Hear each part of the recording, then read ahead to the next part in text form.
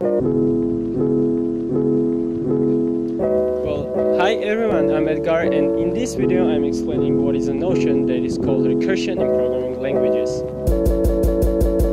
First off, I must say that recursion occurs when a thing is defined in terms of itself or of its type. Recursion is used in a variety of disciplines ranging from linguistics to logic. The most common application of recursion is in mathematics and computer sciences, where a function being defined is applied within its own definition. While this apparently defines an infinite number of instances, it is often done in such a way that no loop or infinite chain of references can occur.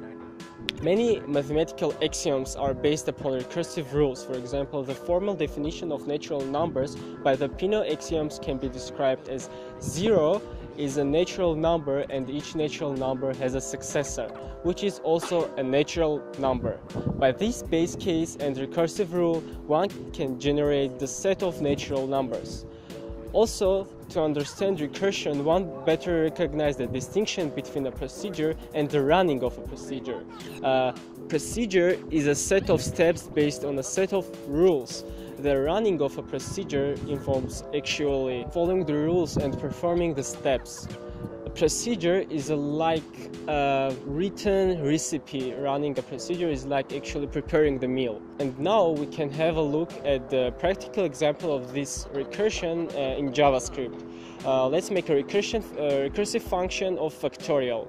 In JavaScript, we must start with defining the function. Then we write down what we want our function to do, which is the gist of basically the gist of our recursion. So we tell it to return our number and multiply it with all of its previous ones. But we must let it know when to stop multiplication. Otherwise, it will multiply every integer which is to the left from it. We say to stop when it reaches 1, so it doesn't multiply negative numbers, so our function will be equal to a factorial. And this is how what I just said looks like.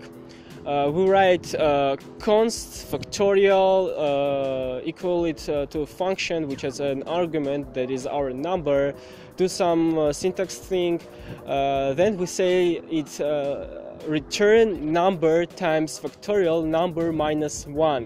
What this actually means, we let it multiply the first number that we set it, say for example 4, then we say multiply this with a function that is factorial 3.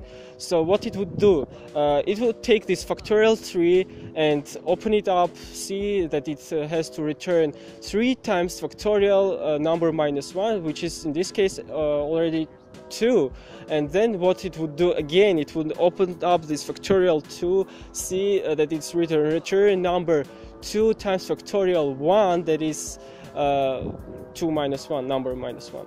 So factorial 1, it would open up this factorial 1 and do this this infinite loop, but we don't want it to be an infinite, so we tell put a conditional. By the way, if you watched my videos, so you know what conditional is already. So we put a conditional and say if number is less than or equal to 0, we return. So we return everything that we had, this multiplication thing, and it would be 5 times 4, 4 times 3 times 2 times 1, which is 24. This is our factorial 4. So we wrote a function using recursion of a factorial. So this is it. So now you know what a factorial is, and to practice yourself a little bit, I have left a couple of exercises in the description of this video, and also links with solutions that are also down below.